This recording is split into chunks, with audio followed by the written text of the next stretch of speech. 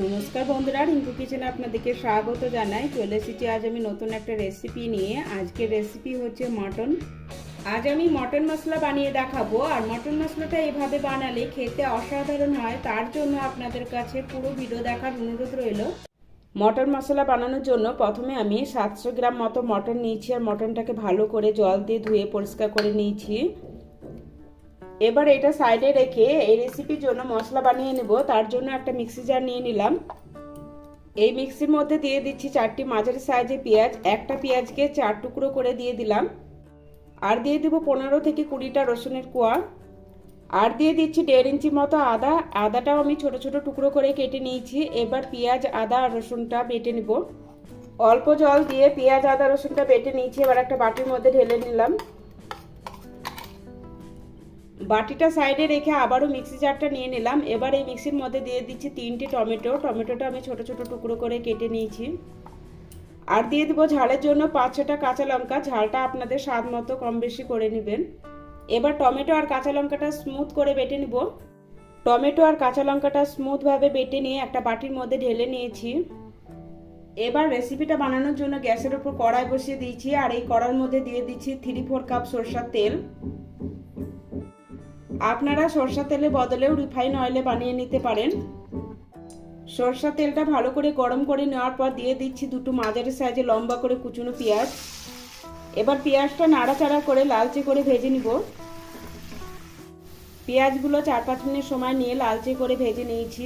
এবার এর মধ্যে দিয়ে দিচ্ছি কিছু গোটা মশলা। দিয়ে দিব 8-10টা গোলমরিচ। দিয়ে দিচ্ছি 4টি ছোট এলাচ। এলাচগুলো মুখ ফাটিয়ে দিয়ে দিলাম। অল্প একটু জায়ত্রী দিয়ে দিলাম। আর দিয়ে দেবো অল্প একটু দারচিনি। এবার দিয়ে দিচ্ছি আগে থেকে যে পেঁয়াজ, আদা, রসুন বেটে রেখেছিলাম সেটা দিয়ে দিলাম।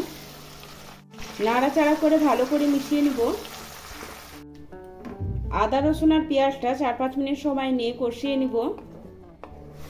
4-5 মিনিট সময় নিয়ে কষিয়ে নিয়েছি। আর পেঁয়াজ, আদা, রসুনের কাঁচা গন্ধটা চলে গেছে। এবার দিয়ে দিচ্ছি ধুয়ে রাখা মটন। সুন্দর কালারের জন্য দিয়ে দিচ্ছি 1.5 চামচ মতো কাশ্মীরি লাল লঙ্কার গুঁড়ো। 1/2 চামচ মতো হলুদ গুঁড়ো দিয়ে দিলাম। এবার ভালো করে মটনের সাথে সমস্ত কিছু মিশিয়ে দিব। মটনের সাথে ভালো করে সমস্ত কিছু মিশিয়ে নিয়েছি। এবার ঢেকে 5-7 মিনিট সময় নিয়ে মটনটা কষিয়ে নিব। আর মাঝে মাঝে 1-2বার নাড়াচাড়া করে দিব। 5-7 মিনিট ঢেকে মটনটা রান্না করে নিয়েছি। আর মটন থেকে দেখুন জল বেরিয়েছে।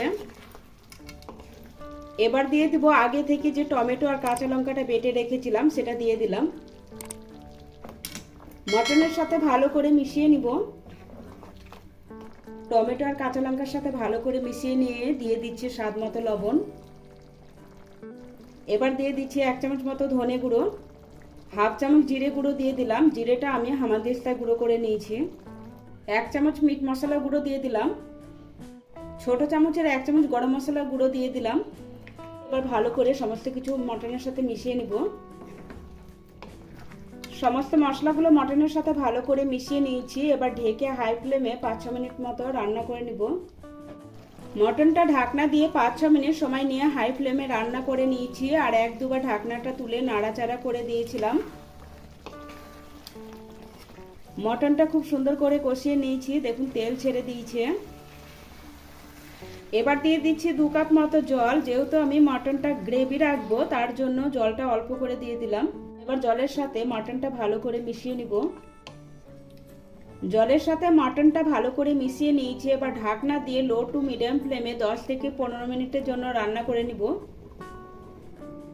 15 মিনিট পর ঢাকনাটা তুলে নিয়েছি। আর মটনটা দেখুন খুব সুন্দর সেদ্ধ হয়ে গেছে। এবার দিয়ে দিচ্ছি 1 চামচ কসুরি মেথি। কসুরি মেথিটা হাতে এভাবে ঘষে দিয়ে দিলাম। কসুরি মেথির সাথে ভালো করে মিশিয়ে নিলাম। এভাবে মটন মশলা রান্না করলে খেতে হয় অসাধারণ। এবার গ্যাস বন্ধ করে ঢাকনা দিয়ে 5 মিনিট এভাবেই রেখে দিব। 5 মিনিট পর মটন মশলাটা সার্ভ করে দিলাম। আর উপর দিয়ে ধনেপাতা ছড়িয়ে দিয়েছি। আমার এই রেসিপিটা ভালো লাগলে লাইক, শেয়ার, সাবস্ক্রাইব করে পাশে থাকার অনুরোধ রইল।